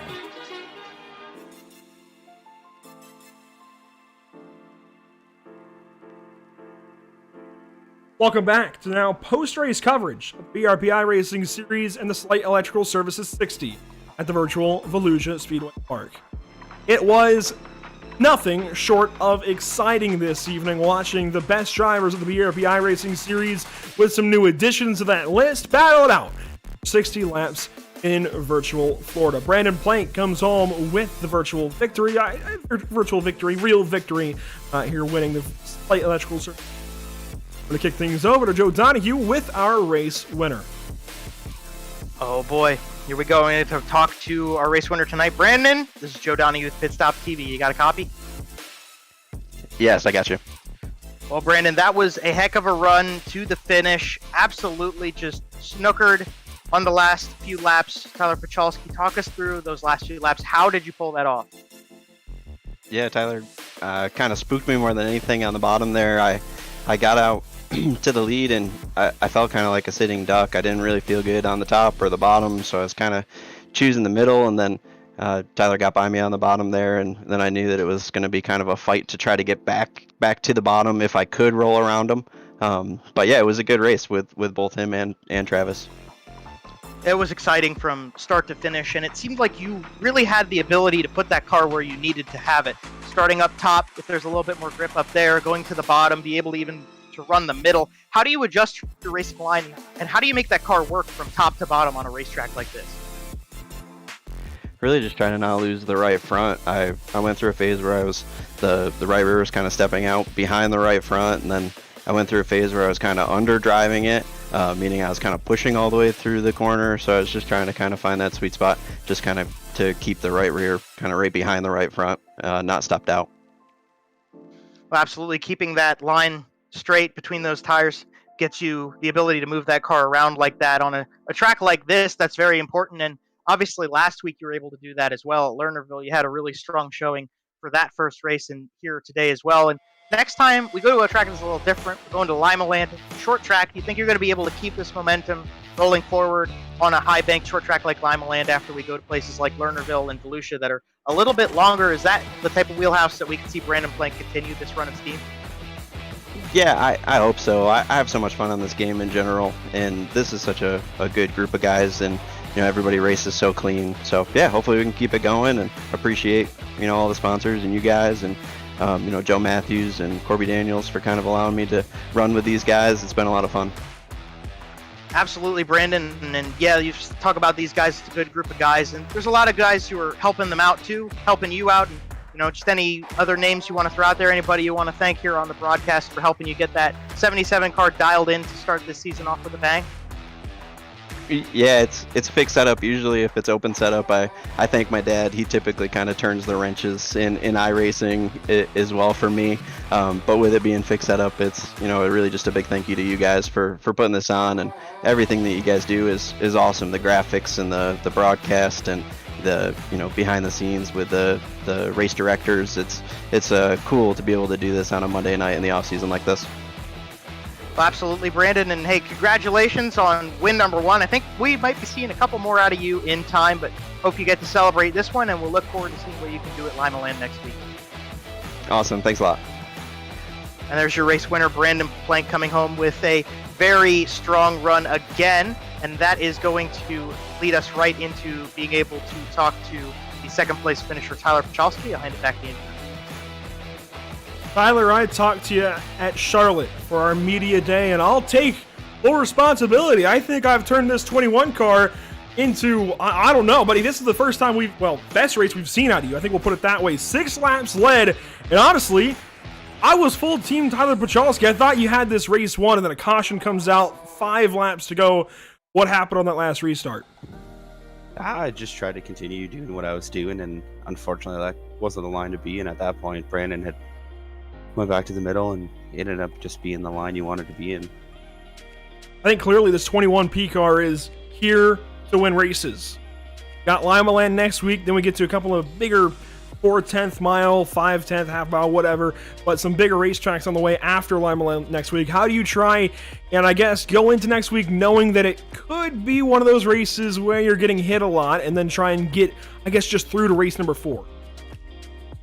Yeah, like this week is a lot better than last week, and even at that, me and Brandon had kind of got together a little bit on the back straight a couple times, and that's just us trying to use up the same part of the racetrack. But going to a smaller racetrack next week, you just hope that you can kind of get out front and stay out there and be in front of the stuff that's going to happen. And potentially even further forward in this series, we saw Brandon Plank definitely using his car to try and beat you a little bit. It worked. Are you going to try and do the same to him at any point in this season? Maybe give him a little bit less room on the racetrack, or is it just good hard racing in one ear out the other kind of deal? Yeah, I mean, we were racing for the win. It's not like we were racing for 10th, so him kind of using it up more, doesn't depict what's going to happen next week. We're just, going hard for the win, and sometimes that happens. Tyler Pachalski, 6 laps led this evening. You won your heat race, now 2 for 2 on the season. Do you make it 3 for 3 early on next week at Lima Land? Hopefully. This usually isn't a place that I go pretty well at, so I was kind of surprised myself to get out front in the heat and win that, and then end up kind of battling my way back from 4th to the lead there. And so next week, I just go there, and usually I'm pretty decent at Lima Land, so hopefully we just go and qualify good again and see where we go. All right, buddy, that Nichols Street clothesline, is that what that says on the side? Who else you got on that car? Nichols Street, some others on there? Yeah, I got Smithville RV, Weldstar, just a couple of people that, help us out in real life and just get them a little bit extra airtime over the winter here. Absolutely. The car looks great even after it's maybe bent up, beat up a little bit with some dirt all over it. Looks fantastic, buddy. Looking forward to a lot of great runs from you this season. Yeah, hopefully we can keep her going next week and the weeks after that. Tyler Pachalski, second place at Volusia in the Sleight Electrical Services 60. We'll hand things down back to Joe Donahue with third place, Travis Miller. Yeah, and I get to talk to a guy who's got a lot of success here at this track. But Travis Miller, today, you've got some really great performances out of this track in the past, and third place, again, doesn't seem too bad for you. No, definitely not. It was really good. I think starting up front is really tough because, you only got one way to go, and that's backwards. So it's real tough just trying to figure out what line you got to be in. And Brandon got around me early there, and he's just he was really good at that slider line, and I could get a good run on the top, and then he kind of chopped me off coming to the front straight stretch there. But he had the line, and it was just tough trying to navigate around him to get the best line. But good race, a good win for him. He always runs clean, and he's real fast. So good win to him, and definitely for Tyler too. That 21 looked really good up front tonight. Yeah, you guys put on a heck of a show throughout this race. You started up front, you were holding true on the lead for a while, and then you got Plank, you got Hilton, you've got Pachalski, you got a couple more guys going up and down and all around the racetrack. I mean, how do you work through a race like this where the track ages, the other guys around you start getting their cars worked in a little bit? You kind of have to react and stay up front. With all the success you've had, it's certainly a little bit of a curveball when you have all of these things changing throughout a race. Yeah, it's really tough for sure. I think that one restart where I had to start on the bottom there, I got real nervous just because the green comes out and the top line is the dominant line at the time, and you kind of fall back from third to about 5th or 6th, maybe even 7th, and you just kind of start sweating a little bit because it's so hard to pass when the track gets real slick like this. It's tough to find a dominant line that's going to actually gain you a bunch of spots. So that makes you a little nervous, but luckily we had a couple cautions go our way where we got to start on the top, and we were able to gain that track and come back. Well, one thing you were able to do was have adversity, have patience, and use that nerve to push yourself forward and end up with a really great performance again. So that's 2 races and 2 podiums. You've got a really great start to the season, trying to charge forward and get a championship here, something that we saw you race so hard for with the late models last time out. This second and third, how do they set you up to continue charging for that championship throughout the rest of these 12 races to go? It definitely helps. It's all really a momentum game. You know, a lot of guys are good at different racetracks, and there's a lot of really good guys in this league. So I know that Brandon's going to be a threat every week. Tyler, Jamie, Ryan. It's just Maxime. Obviously, it's going to be real tough. But hopefully, we can have our best foot forward and in the right direction, and we can get after it next week. Well, that's absolutely something that you've been capable of doing week in, week out, all around when we come to these racetracks every night. A third place finish for you again just proves that point further. Who do you have to thank and who do you have to shout out for helping you get that 22 car dialed in and ready to go for these races?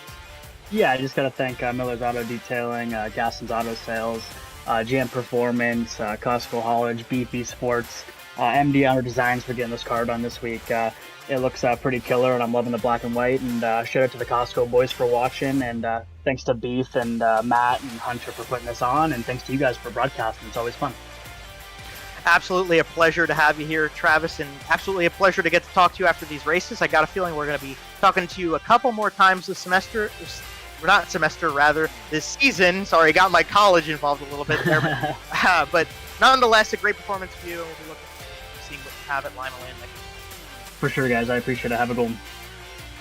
Yeah, a little bit homework on the mind, I guess you could say, but nonetheless, a really great group of guys here, Andrew, in this podium, and just a really professional and good group of interviews right there. A lot of respected class out of all these drivers, and that's just part of the BRP iRacing series.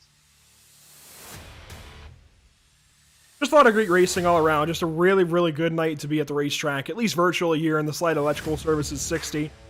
Really, really good stuff throughout the entire field. We'll take a look throughout the entire field now with Brandon Plank taking the victory in race number 2 of 14. Tyler Pachalski second, then Travis Miller, Brett Rolls, Ryan Susi, your top 5. Ryan Beagle in 6th, then it's Joe Matthews 7th, Matt DeRitter 8th. Dennis Cardinal, all right, taking the Cardinal name up into 9th position this evening, and Gavin Eisel in 10th. Roll back to 11th on the finishing order. Brett Fisher kind of had a quiet day, but 11th isn't too bad. Scott Fritz rounds out P12. Richard Pereira in 13th. Straight Jacket, Michael Hackett going to come in P14. Brian Berger rounds out the top 15, car number 60. Then we got Mike Wenner in 16th. Andrew Clark, involved in a couple incidents tonight, still rallies for 17th. Maxime Plant in 18th, trying to charge up from the back. Jeff Sharp in 19th. And rounding out your top 20, going to be that 11 of Tanner Correa. Finishing 21st, leading the back 6 cars, Corby Daniels, the Beef. Much better result than last week, up 5 spots, but still not going to do as much as he needs in the points game. Jamie Porter drops all the way back to 22nd. Garrett Zacharias, trouble all night long for last week's winner. He's going to drop deep throughout the field in points. He's going to drop, 23rd in the race. We'll see where he ends up in points. Tyler Joshambowski, not much better. Actually, a little bit worse there in 24th spot. And Adam Hilton, somebody who was so good throughout this race, Joe. 25th position feels like a slap in the face to everybody backing that number 3 car, and Zachary Bardsley will come up 26th, last car on the field. Yeah, and it's unfortunate to say that that's kind of the way racing goes sometimes, but man, Adam Hilton had that thing dialed in, and what a great performance he was showing. It's a tough break, but everybody who was watching and us here in the booth too, we know how well he did. Even though the result doesn't show it, we all know he had a heck of a night. It almost even feels like a slap in the face to us in a way, because he was just doing so good. It feels like a slap in the face to everybody here. All right, I mean, he was doing so good tonight. Really had a podium on the way, and unfortunately, he dropped all the way to 25th after getting turned over after contact with Plank and Miller. Interestingly enough, so just a really, really poor result. Unfortunately for Adam Hilton, even though it was a great race, a great showing of speed, and a great showing of what he can do in a virtual big block modified. Once again, a shout out. I feel like I keep revisiting this throughout the evening. Bickner Racing Products, of course, the namesake of the BRP iRacing series. Matt DeRitter Designs, MDR Designs, as it's known. Your one-stop shop for all things graphic design, helping you look the best you possibly can. Jam Performance, if you know, you know. Proud supporter of the BRP iRacing series. Lindy Industrial, the largest industrial, there we go, mechanical hold on, reset, back up a little bit, rewind the tape. Linde Gas and Equipment Incorporated, the largest industrial, medical, and specialty gas supplier in the world. I think that's just staggering. That was kind of messing with my mind there for a moment. In the world. That's incredible. Head over to lindedirect.com for your closest location and a bunch more info. Again, that is lindedirect.com. So Linde, as it's spelled there, fourth logo down on the screen, direct, like you're directly going to work or something in the morning, I don't know, lindedirect.com. That's where you can find more information about Linde Industrial. Of course, the Super Dirt Cars Series, the Northeast Premier Series, showcasing the big block modifieds premier drivers, the ground pounding, earth shattering, window rattling beats of the Northeast. It's the Super Dirt Cars Series. Of course, we cannot forget Creative Turnings, custom wood and acrylic pens, bowls, cutting boards, and more. Find them on Facebook and pick up the perfect present for the ones you love. Creative Turnings of Waterford, Connecticut. I love that ad read for us, the plug that we have for them, because holiday season, it is around the corner. Next week, I'm flying up to Maine for Thanksgiving. It's incredible that Thanksgiving is literally next Thursday. And then, of course, 1 month later, we get right into Christmas. So, it's all happening. Black Friday is literally next Friday. If you want to get good deals, if you want to find the perfect gift for your loved ones, well, it sounds like you can go to Creative Turnings and our partner at Pit Stop TV as well, Tucson Sound Art, where your picture is your music. I hope you appreciate that segue there, Joe. Tucson Sound Art does so much for us at Pit Stop TV. Joe, tell us a bit about them. Yeah, so Tucson Sound Art, they have just one of those types of objects that you don't know you need until you have it. So they'll take a Bluetooth speaker, they'll stick it in the back of a beautifully framed high-quality canvas. You can get that bad boy hung up on the wall, play your music out of your art. What a great concept. You know, like Andrew said, Black Friday's coming up, Christmas holiday season. Absolutely stellar gift idea. You will wow whoever you buy it for. Or, hey, maybe get yourself a little Christmas gift. Who knows? Everybody likes to buy themselves something nice. Be sure to use our promo code PitStopTV when you check out, though. You get 10% off that order. And, I mean, just what a great product you can get there from Tucson Sound Art. We have permanent makeup and cryo in Maine as well. And you can also go to their website, permanentmakeupinmaine.com, try to see what sorts of things you can buy your special friends for the holiday season if you're up in Maine, with 4 locations in Auburn, Lewiston, Naples, and Saco, Maine. Permanent makeup and cryo. The owner, Ashley Bullier, certified in micropigmentation. Her and her team will provide the utmost of care, professional, safe, and personalized to you. You can contact Permanent Makeup and Cryo in Maine at their website, permanentmakeupinmaine.com, or call them, even text them, 207-358-8683. That's 207-358-8683. Gotta make a shout out to Whiplash Media, specializing in various sim racing resources, including paint schemes, stream overlays, iRacing camera packs, and more. The official graphic and camera provider of Pit Stop TV. Grab all of the niceties that you saw here on the broadcast tonight at www.pitstoptv.com/Whiplash. We want to make a shout out to BAM Racing Videos. A couple more videos went up this past week from the end of an era at Oglethorpe Speedway. Got to watch some of those races myself over the weekend. BAM Racing Videos. Brendan does a great job with his content. By race fans, for the racing community. Excellent productions and just something to keep yourself occupied when there might not be as much racing going on. Be sure to go over to the BAM Racing Videos YouTube channel, see all that great racing action, and be sure to hit that subscribe button for BAM Racing Videos. A lot of great partners here with Pit Stop TV. A big shout out to all of them. Love them all, and thank them all for their continued support of the channel and everything we do here at Pit Stop TV. It was a pretty wild one this evening at Volusia Speedway Park. It was all Brandon Plank taking home the victory. Just incredible stuff. So glad to have been here with you all for it. Joe, there's a lot more, though, to expect from this series. 12 more races left to go. Here's a look at them. Yeah, and next time, everything's changing. We're going to Lima Land, short track, high banks, 100 laps. It's going to be a heck of a show, and Lima Land is always interesting with the big blocks. It's, the big block modifieds are very momentum-based, so it's very interesting to see who really has the skill. Cream rises to the top, but you go to Lima Land. Weedsport the following week, kind of similar to Volusia. Kind of. I say it slightly. The corners are very separated from each other. The backstretch is curved, just like it is here tonight at Volusia. It's going to be exciting. Knoxville, always a great show. A very momentum-based track, very flat. Cedar Lake, not as flat, shorter. USA, the large track. I mean, even down to Kokomo and Volusia again when we start getting into the second half of this season. There's a lot of change up, and it's a lot of back and forth, and I think that's really going to help these drivers see who the really adverse, strong drivers are. They're going to rise to the top throughout the season. Great slate of 12 more races to go. Lernerville, Volusia kicking things off. Limaland, Weedsport, Knoxville, the next three that'll take us into the month of December. Then it's Cedar Lake, USA, and Kokomo right around Christmas. Volusia bringing us into the new year there for race number 9, January 3rd. Then it's Linear Raceplex on January 10th for race number 10. I like the way that worked out. Bristol Motor Speedway, Fairbury, Eldora, and great races. Fantastic slate of races.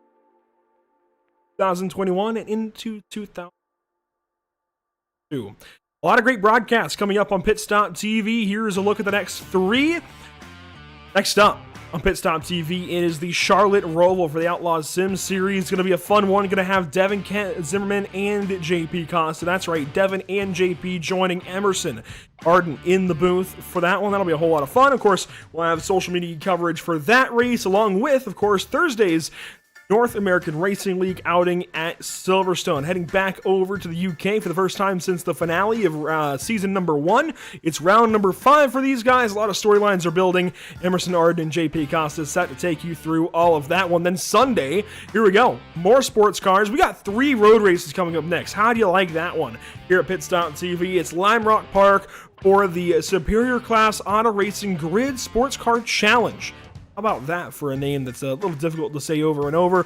The Scar Grid Sports Car Challenge, if you want to shorten it a little bit, at Lime Rock. That is race number 3 of 10. So, Charlotte, you get some playoff action in elimination. In fact, the second elimination of their season. That'll take them down from 10 drivers to 7. Then Thursday and Sunday, very much mid-season races 5 and 3 of those seasons. Joe, there's a lot of places to keep up with Pit Stop TV. A lot of great content we put out. Where can these guys go? Oh, there is a ton of great opportunities to keep up with Pit Stop TV on social media. There's a Facebook page, facebook.com/PitStopTV. Just search them up. All sorts of really great coverage through the broadcasts, off broadcast, and keep up with all your favorite drivers, teams, series, and people with the Facebook.com @ You can go to Twitter, get constant updates about the racing action going on our broadcasts, twitter.com/PitStopTV @PitStopTV_. You can go to Instagram, get some lovely photography, pictures, and updates throughout the events. Instagram.com/pit_stop_TV. And be sure to stick around, hit that like, hit the subscribe button here with the Pit Stop TV YouTube channel. You can look us up through the link, Pit Stop TV 1, on the back end of the youtube.com link, or just search up Pit Stop TV. Lots of great past broadcasts and updates for future ones available there. Very much looking forward to all the broadcasts that we've got coming up and all of these social media posts that we've got on the way here at Pit Stop TV. That said, that's another one in the books. Another broadcast in 2021. We're getting closer and closer to the end of the year, end of the season. Wow. Kind of incredible to believe that we're midway here. Literally, today is midway through November, Joe. It's crazy. Very, very crazy that we've gone through already. We're 2 races into the season. I went through the entire summer, didn't really know exactly when this series was coming back, and it felt like it was so far away, and now we're already 2 races in.